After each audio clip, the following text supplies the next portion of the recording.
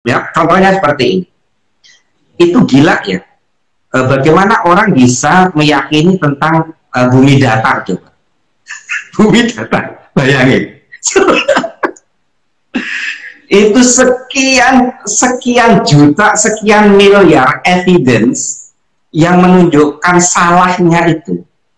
Itu orang-orang yang meyakini bumi datar itu ya akan menyingkirkan evidence, dan dia akan mencari sedemikian rupa evidence, bahkan jika itu ditemukan secuil kecil saja, itu seakan-akan dia sudah menemukan bukti bahwa keyakinan itu adalah keyakinan yang benar. Itu gila menurut saya ya. Nah, dalam konteks moderasi beragama juga sebetulnya seperti itu. Kita sekarang ini sedang ada dua arus pertarungan wacana keagamaan. Satu adalah wacana keagamaan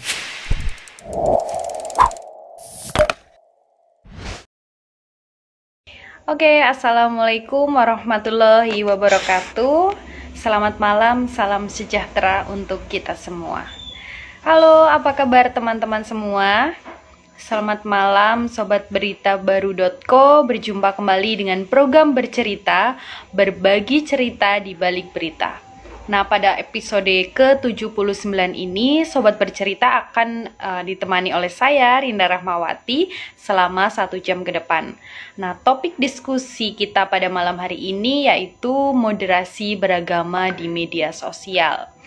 Di era digital, media sosial telah menempatkan posisi yang sangat strategis sebagai sumber informasi sekaligus alat propaganda untuk berbagai isu dan narasi.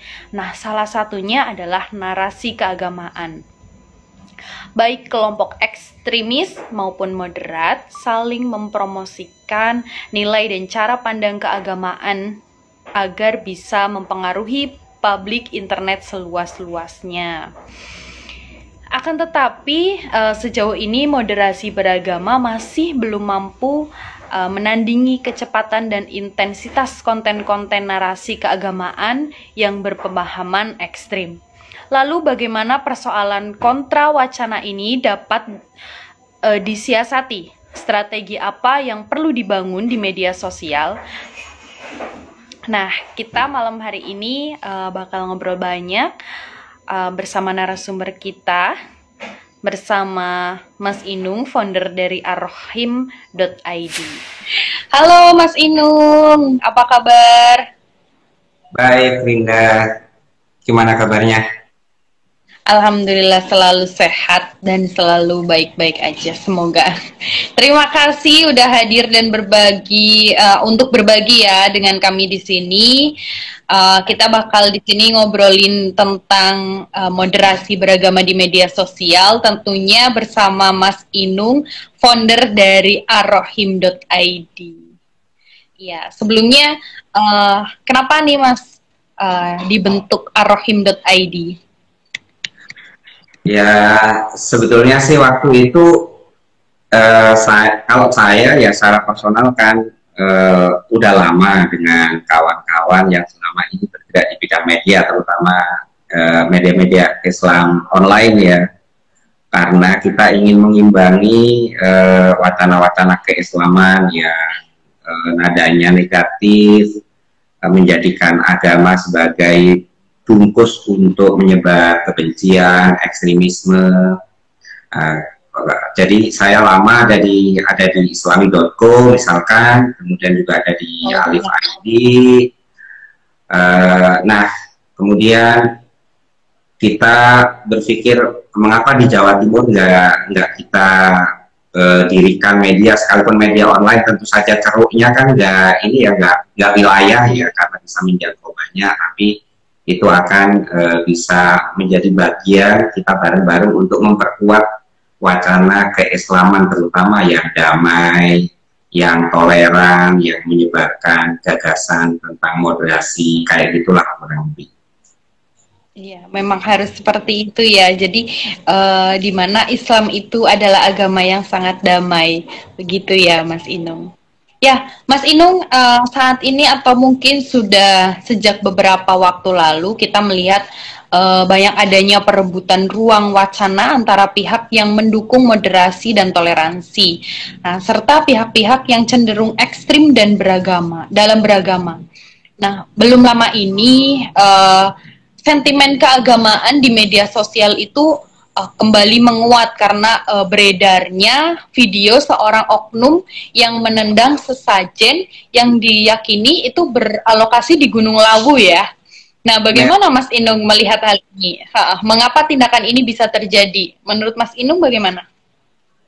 Nah, itu menurut saya ini adalah fenomena yang kita hadapi ya. Fenomena yang kita hadapi. Sebetulnya begini, gagasan tentang moderasi beragama itu kan bukan gagasan baru ya.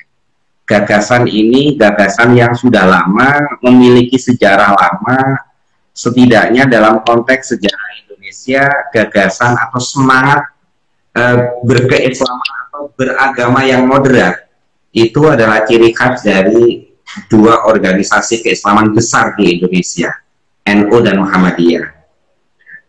Nah, kemudian setidak-tidaknya sejak 98, pasca reformasi 98 yang kemudian membawa Indonesia ke satu situasi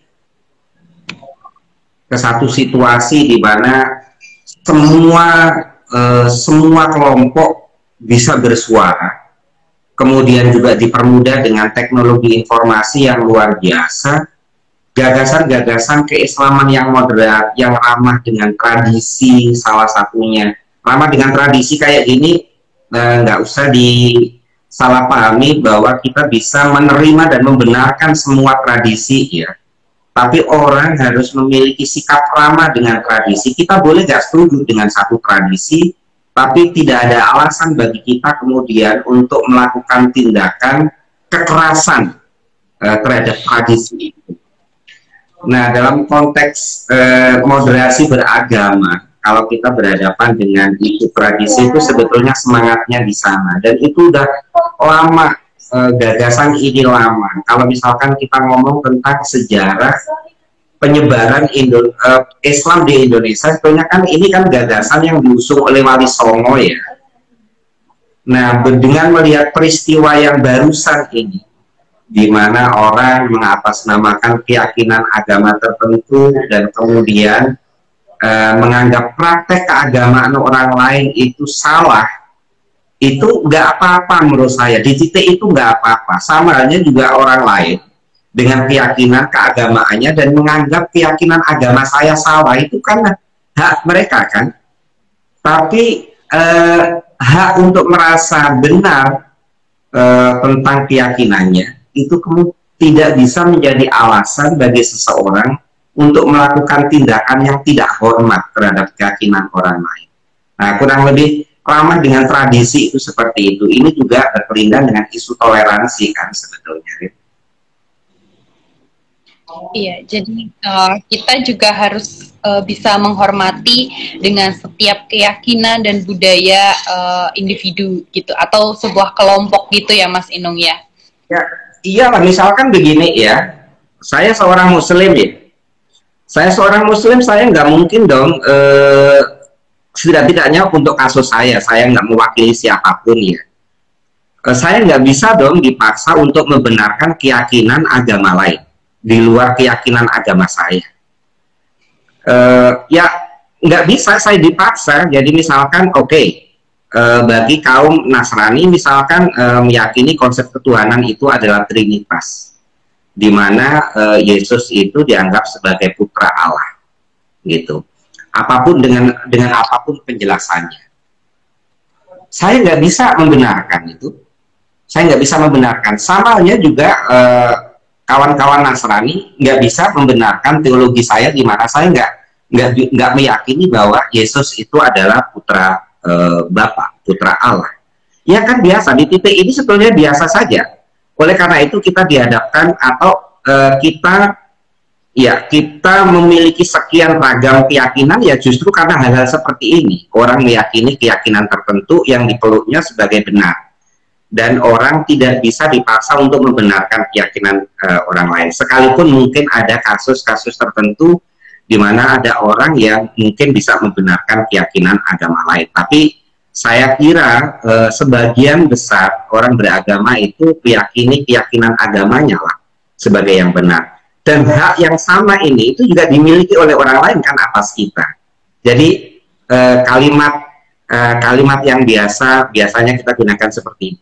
Ya, semua agama itu adalah benar di mata pemeluknya, tapi salah di mata pemeluk orang lain. Sampai di titik ini kan nggak ada masalah ya bagi kita ya. Saya kira nggak ada masalah. Tapi kemudian anggapan saya tentang keyakinan saya sebagai benar dan keyakinan orang lain itu kurang tepat dari sudut pandang teologi saya. Kemudian atas dasar apa, saya punya hak apa, kemudian saya akan merusak keyakinan orang lain, menista keyakinan orang lain. Karena begitu itu dibenarkan, maka orang lain juga yang menganggap keyakinan saya sebagai salah juga akan melakukan hal yang sama. Lalu kita membayangkan lalu kehidupan seperti apa yang akan kita jalani jika atas nama kebenaran agamanya kemudian itu dijadikan sebagai alasan dan merasa punya hak untuk merusak agama orang lain, menista simbol-simbolnya. Menurut saya it doesn't make any sense ya. Menurut saya itu nggak bisa dipahami bagaimana ada orang beragama dengan cara seperti itu. Jadi menurut saya moderasi beragama itu ya serasional itu sebetulnya. Ini adalah cara kita bagaimana membangun kehidupan bersama. Seenteng itu saya memahaminya sebetulnya. Ya, sebenarnya seenteng itu mungkin kita bisa menciptakan suasana yang damai ya Mas ya, dimanapun mungkin ya. Lalu menurut Mas Inung nih, bagaimana sih sebaiknya kita sebagai umat Islam ya, sebagai umat Islam itu menyikapi tindakan yang dilakukan dalam video yang menendang sesajen tersebut? Jadi begini, saya termasuk orang yang menolak bahwa iya, Islam itu satu, Tuhan kita satu, Nabi kita memiliki keyakinan bahwa Nabi akhir zaman itu satu-satunya adalah Muhammad SAW. Kita memiliki kitab suci yang satu, tapi sejarah sudah membuktikan bahwa itu sama sekali tidak membuat beragam tafsir itu tidak terjadi. Faktanya sejak dulu ya tafsir-tafsir itu ada. Keragaman orang memahami agamanya itu ada. Oleh karena itu menurut saya membayangkan bahwa hanya karena sama-sama beragama Islam, maka pasti umat Islam itu, umat Muslim itu memiliki cara pandang dan sikap yang sama. Itu menurut saya mitos. Menurut saya itu mitos. Ya faktanya itu ya umat Islam sama halnya juga dengan umat-umat agama lain itu ya ada sekian banyak kelompok-kelompok mazhab-mazhab yang punya cara berpikir berbeda, yang punya perilaku yang berbeda. Jadi kalau misalkan ada satu orang atau kelompok orang yang dia melakukan tindakan tertentu atas nama Islam, orang itu nggak bisa mengklaim mewakili saya loh, gitu. Ya itu adalah tindakan dia sendiri, sekalipun sama-sama agamanya. Kalau tindakannya itu adalah tindakan yang menista menurut saya nggak memiliki alasan untuk membenarkan hanya karena sesama umat Islam. Menurut saya itu tindakan yang fair. Misalkan begini ya, kamu beragama Islam, aku nggak pernah tanya sih, nggak pernah tanya, dan aku juga nggak penting untuk bertanya agamamu apa. Misalkan aku Muslim, kamu juga beragama Islam, kemudian kamu melakukan tindakan pencurian. Pencurian itu kan kejahatan. Sekalipun itu dilakukan oleh orang yang sama-sama beragama dengan saya, ya saya tetap mengatakan bahwa tindakan itu sendiri sekalipun dilakukan oleh orang yang beragama Islam, kejahatan adalah kejahatan. Nah masalahnya itu seringkali sekarang kita temukan solidaritas atas nama persaudaraan sesama agama, kemudian orang menjadi gak objektif untuk melihat bahwa kejahatan yang dilakukan oleh saudara seagamanya itu adalah sebagai kejahatan. itu dibela habis, dibela mati-matian. Padahal menurut saya ya enggak. Ya, karena ya memang di video ini kita bisa melihat ya kita memang banyak sekali ya orang Islam juga itu banyak sekali kelompok-kelompoknya. Nah, apakah kasus video sesajen ini menandakan masih kuatnya narasi ekstremisme dalam dunia internet dan media sosial, Mas? Saya kira iya ya. Jadi kalau misalkan sekarang itu kan begini ya. Ketika semua orang bisa mengakses media, semua orang terkoneksi hampir tanpa batas oleh media, oleh internet. Bahkan mudah sekali bagi siapa saja untuk membuat media. Ya termasuk saya, termasuk kamu dan sebagainya. Pada akhirnya kan media itu menjadi semacam battleground. Itu adalah ruang di mana semua orang bisa bermain apa saja di sana. Nah, karena semua orang bisa bermain apa saja di sana, era di mana kita hidup sekarang itu nyaris kita ingin mencari apa-apa. Itu yang pertama kita tanya itu kan media ya, gadget kita ya. Semuanya lah. Itu nggak hanya urusan tentang online shopping. Apa saja, termasuk masalah agama. Nah, di berbagai survei itu berbagai survei dilakukan oleh Al-Fala, dilakukan oleh Wahid Foundation, dilakukan oleh LSI, itu menunjukkan bahwa terutama anak-anak muda itu mencari informasi agama itu melalui media, dan itu tinggi sekali mencari informasi melalui media. Nah, sekarang kita bayangkan jika anak-anak muda kita, termasuk diantaranya adalah kita ya, mencari informasi agama, itu klik yang pertama atau first step-nya itu adalah media, dan kemudian media itu dipenuhi dengan wacana-wacana keagamaan yang dipenuhi kebencian. Can you imagine apa yang akan kita panen di masa datang? Panen di masa datang itu semakin orang merasa beragama, itu dia akan semakin dipenuhi dengan kebencian kepada orang lain.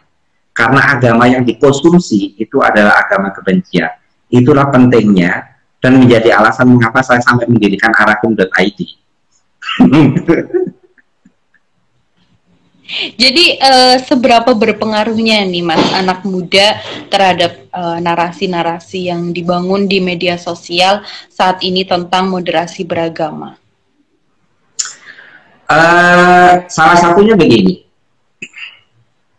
Di beberapa survei, saya melakukan survei tahun 2019 itu saya melakukan 2 kali survei.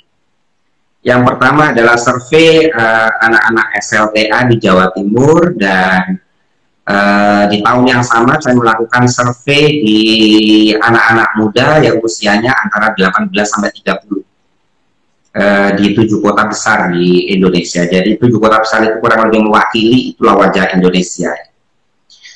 Ketika kita tanya siapa tokoh, ini responden kita yang muslim ya, kita tanya siapa tokoh Islam yang menjadi favorit kalian, itu nyaris yang menjadi top 3-nya itu adalah tokoh-tokoh yang memang selama ini berseliweran di media.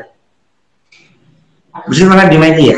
Sekalipun sebagian besar para responden ini menyatakan affiliate ke NU dan Muhammadiyah, tapi tokoh-tokoh NU dan Muhammadiyah itu mendapatkan suara yang sangat rendah sekali. Itu menunjukkan betapa kuatnya pengaruh media ini terhadap kawan-kawan yang menjadi responden ini, terutama kalangan muda ya, ketika mereka belajar Islam. Ya mereka akan menemui para tokoh yang memang berseliweran di media. Tokoh itu sehebat apapun, sealim apapun, sesoleh apapun, kalau dia nggak ngangkat di media, ya dia nggak akan menjadi favoritnya anak-anak muda. Nah, tokoh itu sekalipun hanya ya serban bisa dibeli di pasar, ya kan, pokoknya dia berpakaian sedemikian rupa, tapi dia berseliweran nyaris setiap hari ada di media, mau dia ngerti agama atau enggak, ya dia yang akan menjadi patronnya. As simple as like that sebetulnya saat ini.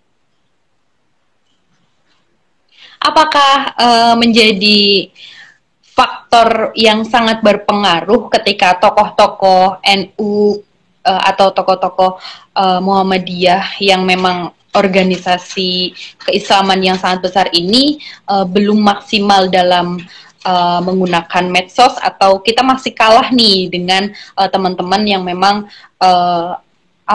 selalu show up di media sosial tentang kampanye-kampanye dengan narasi-narasi Islamnya? Iya, menurut saya begini.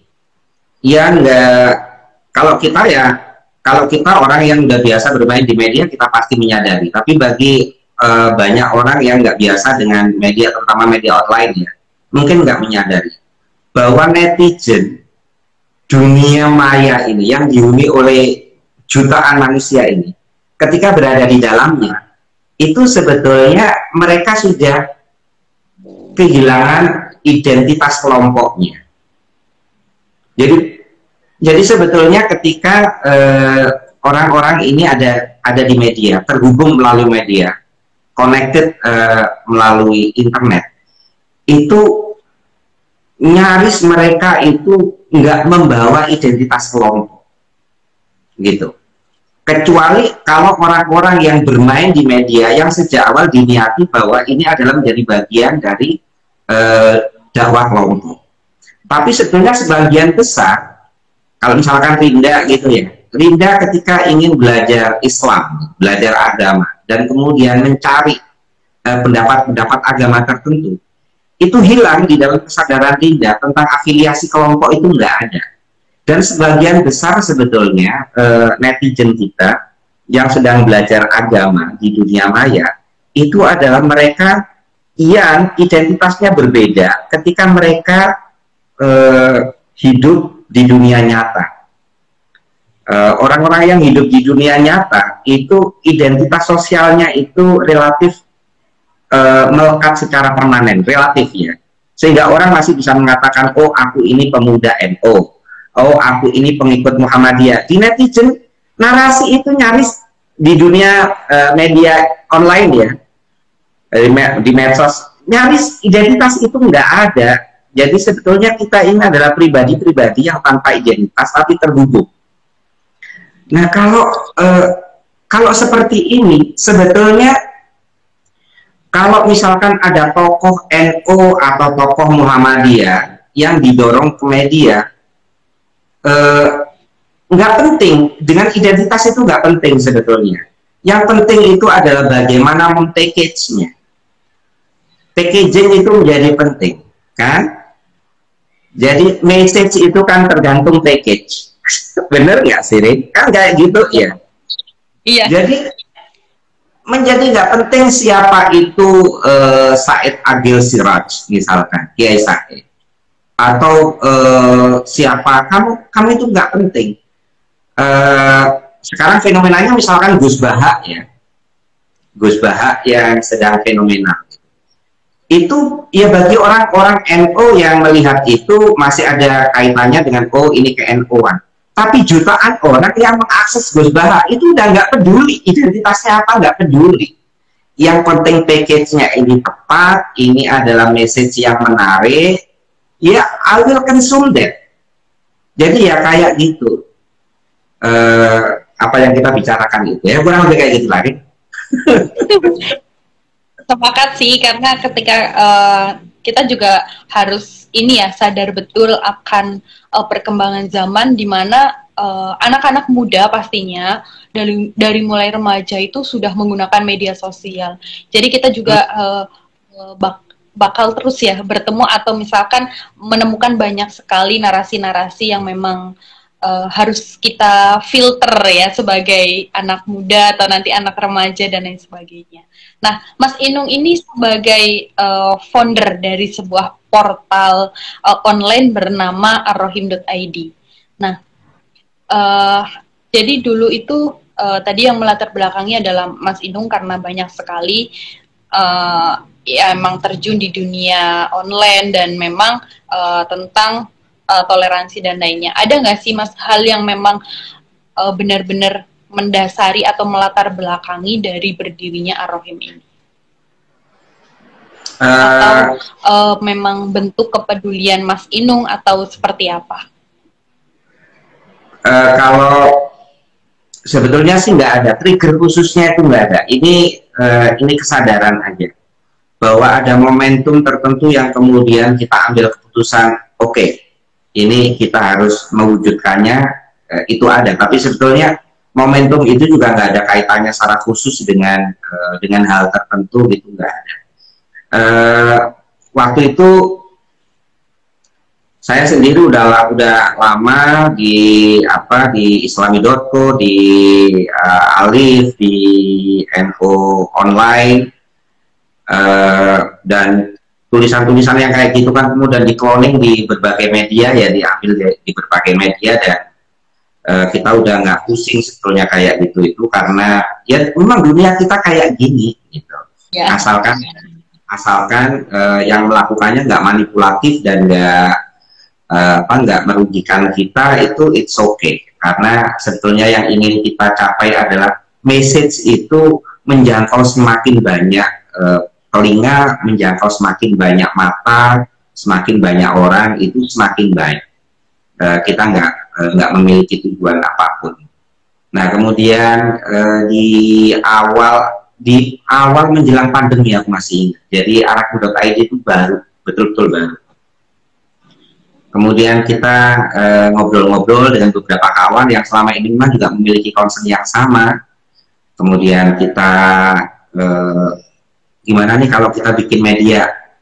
Kan kawan-kawan yang sono udah bikin, yang sana udah bikin, dan sebagainya. Kita perlu dong saling memperkuat, karena kalau enggak, ini yang akan kita panen sekali lagi itu adalah agama yang dipenuhi dengan kebencian, dengan intoleransi, narasi-narasi kekerasan gitu. Jadi ya mari kita lakukan. Ya seperti itu aja kita lakukan. Awalnya portal, kemudian kita juga sadar ini nggak mungkin ini hanya portal aja, jadi kita kemudian juga bikin podcast, sekalipun di podcast itu podcastnya Arrohim, tapi banyak tema yang kita bisa angkat dengan santai, kayak gitu sih. Nah, ini menjadi bisa menjadi contoh bagi teman-teman muda yang lainnya, supaya bisa lebih lebih bisa menggunakan media sosial untuk mengkampanyekan berbagai edukasi yang lebih positif, dan memang postingan-postingan yang memang membawa narasi-narasi tentang toleransi, terus anak muda yang tanpa kekerasan dan lain sebagainya, yang tentunya yang lebih positif ya. Nah, Mas Inung, bagaimana nih persoalan kontra wacana yang ada di media sosial? Yang dapat disiasati menurut Mas Inung, strategi apa yang perlu dibangun di media sosial sendiri? Ya memang nggak mudah ya, nggak takdir bagi orang-orang seperti kita yang bergerak di media, kemudian narasi-narasi yang kita bangun itu narasi-narasi yang mendamaikan, yang menyejukkan.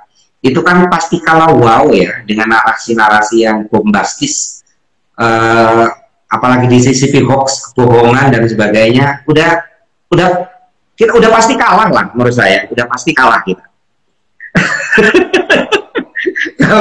Coba bayangin misalkan kamu ngajak aku ngomong masalah moderasi beragama, itu dibanding dengan video-video yang disebar yang dipenuhi dengan teori konspirasi bahwa moderasi beragama ini adalah satu proyek global yang disetir oleh Washington, digelontorkan dana untuk mendangkalkan akidah umat Islam. Udah kita pasti kalah.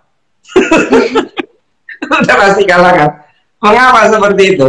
Karena kita ini sedang menyentuh lapisan terdalam dari brain kita. Sementara berita-berita yang bombastis tadi itu, video-video yang bombastis, itu adalah yang disentuh itu adalah brain terluar, yang orang itu langsung akan bereaksi. Jadi misalkan begini, ini menurut studinya Jonathan Haidt ya, rada-rada akademis. Nah kayak gini nih kan jadi gak menarik ya, tapi kayak menurut saya kayak gini.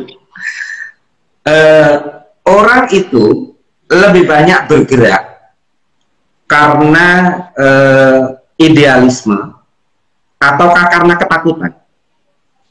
Lebih banyak orang bergerak karena ketakutan. Jadi kalau kita membuat narasi yang itu memberi mimpi indah di masa depan, yang idealis, yang visioner, itu ya akan menggerakkan orang. Tapi tingkat kecepatan menggerakkannya itu tidak sebanding dengan kalau narasi itu menakutkan. Jadi orang itu kalau ketakutan, wah ini menyangkut pendangkalan akidah, ini kamu akan dilaknat oleh Tuhan, itu cepat itu. Itu cepat. Menggerakkan orang itu cepat. Nah, jadi ini semacam kutukan bagi kita untuk mengambil sisi ini, tapi ini kita nggak boleh berhenti. Kita nggak boleh berhenti karena sekali lagi kita nggak bisa membiarkan media sosial di mana semua orang berada di sana, semua orang bebas untuk mengakses, semua orang bebas untuk membangun wacananya, dan kemudian kita tidak berada di sana. Kita memberi wacana alternatif di mana orang bisa memilih. Menurut saya itu juga nggak benar. Jadi kita akan tetap berada di sini karena ini adalah semacam panggilan peradaban. Iya, jadi buat teman-teman semua nih, jangan lupa untuk mampir di arrohim.id karena banyak edukasi-edukasi yang positif dan pastinya kita nantinya bisa lebih cerdas dan bijak untuk bermedia sosial. Begitu ya Mas Inung ya? Ya. Nah, Mas Inung, menilai kekuatan narasi moderasi atau toleransi yang saat ini berkembang di media sosial, apakah sudah kuat untuk menyeimbangi narasi ekstrim seperti kasus-kasus yang bermunculan sejauh ini? Ini hanya amatanku sekilas ya, amatanku sekilas. Beberapa akun yang itu mendelegitimasi moderasi beragama itu viewernya tinggi sekali dibanding dengan paket-paket konten-konten yang menjelaskan tentang apa itu moderasi beragama. Setulus apapun penjelasan itu kalau kita bandingkan dengan konten-konten atau kanal-kanal yang mendelegitimasi moderasi beragama, kita harus jujur, mereka sangat kuat. Video-videonya itu sangat kuat. Karena sekali lagi, orang itu kan begini ya, orang itu hidup di zaman sekarang ini, di zaman saat ini, itu orang lebih kalau sudah meyakini satu value tertentu, dan kemudian value itu dihadapkan dengan evidence yang itu tidak sesuai dengan value itu, kebanyakan orang akan menyingkirkan evidence dan tetap memegangi keyakinan atas value itu. Ini kita bisa baca lah di berbagai referensi. Kita hidup di zaman seperti itu. Ya, contohnya seperti ini. Itu gila ya. Bagaimana orang bisa meyakini tentang bumi datar coba? Bumi datar, bayangin. Itu sekian juta, sekian miliar evidence yang menunjukkan salahnya itu orang-orang yang meyakini bumi datar itu ya akan menyingkirkan evidence, dan dia akan mencari sedemikian rupa evidence, bahkan jika itu ditemukan secuil kecil saja, itu seakan-akan dia udah menemukan bukti bahwa keyakinan itu adalah keyakinan yang benar. Itu gila menurut saya ya. Nah, dalam konteks moderasi beragama juga sebetulnya seperti itu. Kita sekarang ini sedang ada dua arus pertarungan wacana keagamaan.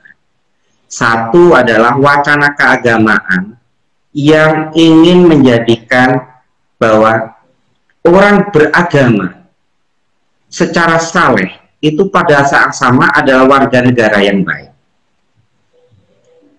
Orang bisa menjadi muslim yang baik dan pada saat yang sama itu tetap menjadi warga negara Indonesia yang baik. Sementara di satu sisi ada wacana yang terus-menerus didorong bahwa pilihanmu itu adalah kalau kamu berislam maka kamu tidak bisa mengakui Indonesia sebagai negara dengan Indonesia yang berdasarkan Pancasila. Kalau kamu mengikuti atau mengakui keabsahan Indonesia yang berdasarkan Pancasila, maka sebetulnya kamu sudah mengkhianati Islam. Itu terus-menerus didorong kan dua wacana ini dengan berbagai variasi, emperan-emperan narasinya dan sebagainya. Didorong seperti itu.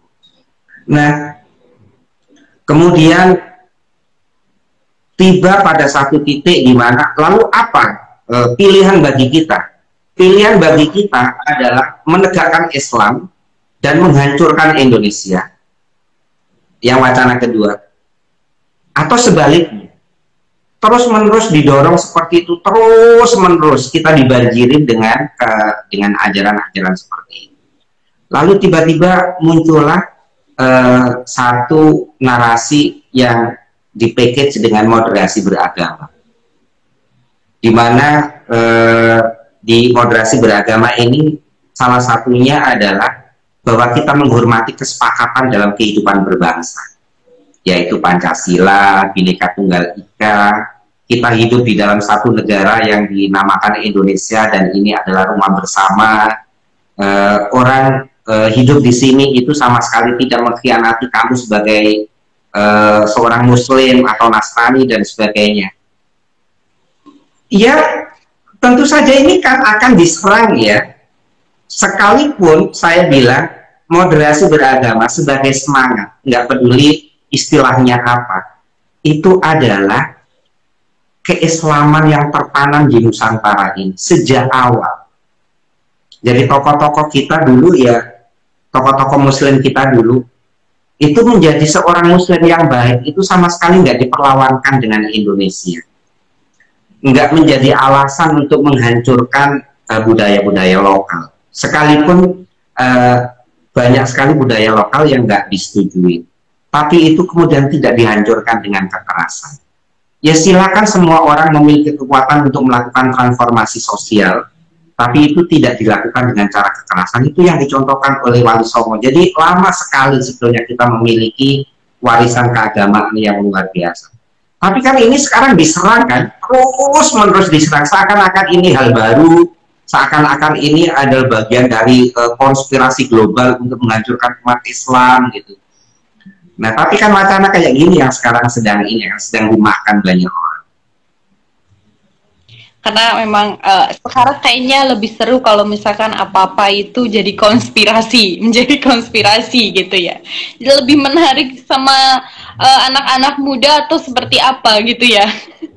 Tapi kita juga sebagai Rinda sendiri sebagai anak muda selalu berusaha untuk terus terus bijak dalam menggunakan media sosial, entah itu postingan apapun atau ada narasi-narasi yang terbangun di media sosial yang memang tidak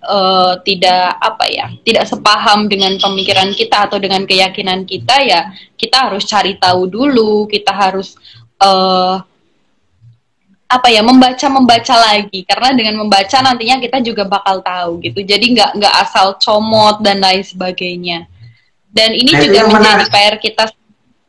Gimana, Mas? Itu menarik itu. Maksud saya begini, anak muda seperti Rinda kemudian memiliki kesadaran seperti itu kan bukan natural proses ya menurut saya. Itu bukan proses yang ya begitu saja gitu. Karena faktanya di luar sana itu banyak sekali anak-anak muda yang nggak tumbuh seperti kamu kan. Nah terus orang seperti Rinda, aku mau nanya, gantian mau nanya sih. Orang seperti Rinda, anak muda yang kemudian bijak dalam bermedia, nggak kemakan oleh hoax, sadar bahwa teori konspirasi itu merusak critical thinking kita. Itu gimana dulu ceritanya sampai kamu tumbuh menjadi seperti ini? Karena Rinda senang dan apa ya, selalu berkumpul mungkin ya, jadi berkumpul dengan teman-teman yang memang sadar akan harus bijak bermedia sosial, terus teman-teman yang memang menggalakkan narasi-narasi toleransi dan lain sebagainya tentang moderasi beragama. Jadi kita ya udah dalam melakukan apapun atau melakukan aktivitas apapun, kita ingin damai aja gitu, nggak usah memikirkan hal-hal yang menimbulkan keributan atau hal lainnya gitu. Jadi kita lebih peduli aja gitu terhadap lingkungan dan sekitar. Kayaknya juga Rinda ini butuh belajar banyak juga sama Mas Inung. Ya biasa. Kali kan aku tuh kadang-kadang heran ya. Hidup damai itu kan enak ya, hidup dalam kedamaian itu kan nyaman menurut saya. Kemudian yang apa banyak orang yang ketika dalam situasi damai justru yang dia itu tidak memancing-mancing gitu loh, mancing-mancing kekerasan, mancing-mancing keributan. Orang udah damai tapi pokoknya diutik-utik sampai muncul kemarahan dan itu dinikmati. Aku tuh juga nggak tahu gimana ya, ada orang yang punya pikiran kayak gitu, aneh menurut aku itu. Aneh. Tapi kalau sesekali marah nggak apa-apa ya Mas Inungnya. Ya manusiawi lah. Ya manusiawi, kalau sesekali tetap manusiawi. Nah dari pengalaman Mas Inung sendiri nih, di pengalaman di arrohim.id ini, sesulit apa sih membangun narasi toleransi, Mas? Bener nggak sih kalau misalkan kita itu lebih mudah bersikap intoleran dibandingkan bersikap toleransi? Kalau bagi saya bersikap toleran itu, bersikap toleran itu jauh lebih mudah daripada intoleran. Ya. Karena di dalam kesadaran saya, toleran dengan orang lain yang berbeda itu kayak udah rasanya kayak udah fitrah gitu loh. Jadi misalkan nggak, aku itu kadang-kadang nggak masuk akal. Saking sulitnya aku bisa memahami orang yang intoleran. Misalkan gini, kita ini kan baru ketemu kan saat ini kan, Rin? Iya.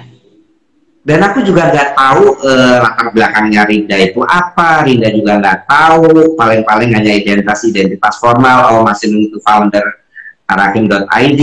That's all. Dan kemudian tiba-tiba aku itu membenci kamu. Itu kan nggak masuk akal ya menurut saya. Jadi untuk intoleran itu bagi aku itu sangat sulit karena gimana caranya? Tapi kan ada orang di luar sana nggak pernah bergaul sejak kecil, dia nggak pernah punya pengalaman bergaul dengan orang beretnis Cina, misalkan Chinese, Tionghoa. Sejak kecil dia hanya tumbuh dalam lingkungan keagamaan yang homogen. Gitu. Jadi dia nggak pernah punya pengalaman berjumpa dengan kelompok lain yang berbeda. Tiba-tiba kemudian orang seperti ini itu pikirannya rasis, benci kepada etnis tertentu, Chinese misalkan, ketemu dengan orang yang berbeda agama tiba-tiba punya kebencian. Aku tuh nggak paham, tuh nggak memahami ada manusia seperti itu. Tapi faktanya banyak gitu. Banyak, itu banyak. Jadi if you ask me, seberapa mudah kita untuk bertindak toleran atau intoleran, at least dalam kasus diriku, aku itu gak bisa membayangkan saja, gak bisa apalagi bertindak terhadap orang yang aku nggak kenal hanya karena berbeda, kemudian intoleran. Kalau misalkan ada orang yang kemudian sikapnya itu adalah tidak baik, dan kemudian aku tidak menyukainya, dan mungkin orang itu berbeda keyakinan dengan aku, atau secara etnis beda dengan aku, itu bukan karena etnisitas isunya, bukan karena agama isunya, tapi karena adalah perilaku dan tindakannya yang memang menurut aku ini menyalahi prinsip-prinsip kemanusiaan. Oleh karena itu, maka itu dilakukan siapa saja. Kita balik ke awal, nggak peduli itu sesama agama, kalau bejat ya bejat aja gitu loh maksud aku.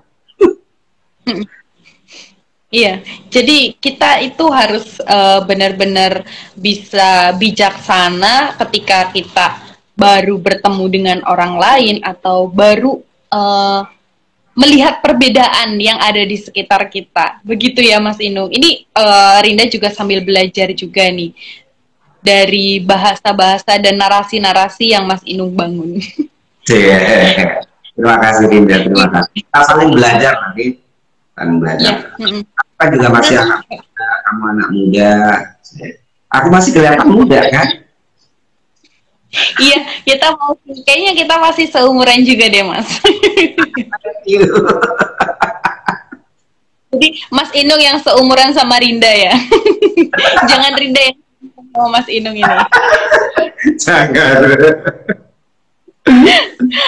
Ini banyak sekali juga yang Rinda temui di daerah sendiri. Emang apa ya, banyak teman-teman, terutama malah yang sering ditemui itu teman-teman anak muda yang sering bersikap itu lebih intoleran dibanding sikap toleransi, yaitu dalam apa ya, konsep berelasi gitu, antar teman, antar lawan jenis dan lain sebagainya. Itu sering ditemui itu Mas. Menurut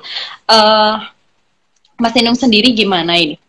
Kenapa anak muda lebih banyak melakukan hal itu? Saya itu hampir yakin karena itu ditanamkan oleh lingkungannya. Saya contohkan seperti ini. Ya ini tentu saja perlu penelitian ya, terutama oleh kawan-kawan psikolog. Ya. Tapi maksud saya begini, ketika anak kecil itu sangat berbeda secara fisik, karena berangkat dari ras yang berbeda, etnis yang berbeda, kemudian mereka dibiarkan bergaul. Mereka akan bergaul dengan baik. Sampai suatu titik di mana lingkungannya, entah itu temannya, orang yang lebih dewasa, atau orang tuanya, atau gurunya, atau ustadznya, atau siapa saja, mulai menanamkan kebencian karena perbedaan. Dan kemudian si anak itu mulai mengidentifikasi dirinya. Oh iya, aku A dan dia B. Sampai di titik itu sebetulnya nggak ada masalah, karena faktanya kita memang beragam. Tapi kemudian ini ditanam kembali bahwa karena kita A dan mereka B, maka kita harus melakukan permusuhan. Nah, ditanamkannya itu dengan cara tadi membangkitkan ketakutan. Mengapa? Karena kalau kita tidak melakukan penyerangan, mereka akan memusnahkan kita. Itu di banyak hal, termasuk masalah agama. Saya contohkan seperti ini. Aku itu lahir dari desa. Dari desa yang pengalamanku nyaris sampai remaja akhir menjelang dewasa, itu betul-betul aku hanya memiliki lingkungan sosial yang homogen. Gitu. Tapi aku kecil dulu, Inung kecil sampai Inung remaja, itu juga punya batin ketidaksukaan terhadap agama yang berbeda. Dan itu adalah Kristen. Nah, selalu yang aku tanyakan, mengapa tiba-tiba aku memiliki ketidaksukaan? Mengapa aku tiba-tiba memiliki kebencian? Dan itu pada kelompok tertentu. Aku tidak memiliki pengalamannya. Satu-satunya adalah karena lingkungan menanamku untuk seperti itu. Karena kalau benci, untuk membenci, dan kalau enggak, maka kita akan dikristenisasi. Kita akan selalu seperti itu. Jadi menurut saya kebencian itu bukanlah kebencian berbasis ras atau agama ya. Itu menurut saya bukan sesuatu yang kita bawa dari Tuhan. Itu karena ditanam oleh lingkungan kita yang otaknya udah dipenuhi kebencian. Dan kita anak-anak ini, anak-anak muda itu ditanamkan itu sejak kecil. Nah, penanaman itu sekarang sekian masif karena dibantu dengan media. Jadi betapa mengkhawatirkannya. Tapi nggak usah terlalu pesimis karena ada orang-orang seperti kita. Ya, semoga setelah teman-teman di sini, teman-teman muda yang mendengarkan nantinya bisa lebih toleransi lagi. Ya Mas Inung, sebagai penutup nih ya, mungkin Mas Inung bisa memberikan pesan atau masukan untuk pengguna media sosial harus bagaimana menyikapi konten atau wacana-wacana, narasi-narasi yang dibangun di media sosial hari ini. Ya, saya kira kawan-kawan yang selama ini bergerak di bidang literasi media udah banyak ya yang ngasih tips praktis. Kalau saya sih begini menurut saya, selalu sadar dan dengarkan nurani kita, dan yang kedua selalu hidupkan akal sehat kita. Maka itu adalah langkah pertama dan paling dasar menjaga kita agar kita tetap tumbuh sebagai manusia dan bisa memperlakukan orang lain seperti manusia. Menurut saya dengan cara itu adalah cara sekali lagi yang paling dasar, langkah awal bagi kita untuk tetap bisa sehat ketika kita bermedia. Saya kira itu, Rin. Nah, ya, itu jangan lupa ya teman-teman, pesannya kita harus bisa bersikap bijaksana tentunya, dan juga tetap toleransi dalam berbagai aktivitas apapun. Nah, mungkin itu aja ya Mas Inung ya. Nanti kita bakal bisa ngobrol lagi, berdiskusi lagi lebih panjang, karena kita juga keterbatasan waktu di live Instagram itu hanya 1 jam ya Mas Inung ya. Semoga nanti juga kita bisa bertukar dan berdiskusi secara offline ini. Kayaknya seru nih ngobrol bareng sama Mas Inung dan teman-teman Arrohim lainnya. Nanti kita ini ya Mas Inung ya, ngobrol-ngobrol lagi. Dan terima kasih banyak Mas Inung. Semoga perjuangan Arrohim ke depannya diberi kelancaran, terutama dalam mengkampanyekan Islam yang sesungguhnya, yakni Islam yang penuh kasih sayang. Nah, terima kasih atas waktunya untuk sharing. Terima kasih juga Sobat Bercerita yang sudah meluangkan waktu untuk mendengarkan episode kali ini, moderasi beragama di media sosial. Semoga pesan-pesan dan saran dari Mas Inung dan sharing tadi kita bisa diimplementasikan dengan baik dan secara positif. Amin. Dan sampai jumpa lagi di cerita-cerita selanjutnya. Sampai jumpa juga Mas Inung. Terima kasih. Wallahul muwaffiq ila aqwamit thoriq. Wassalamualaikum warahmatullahi wabarakatuh.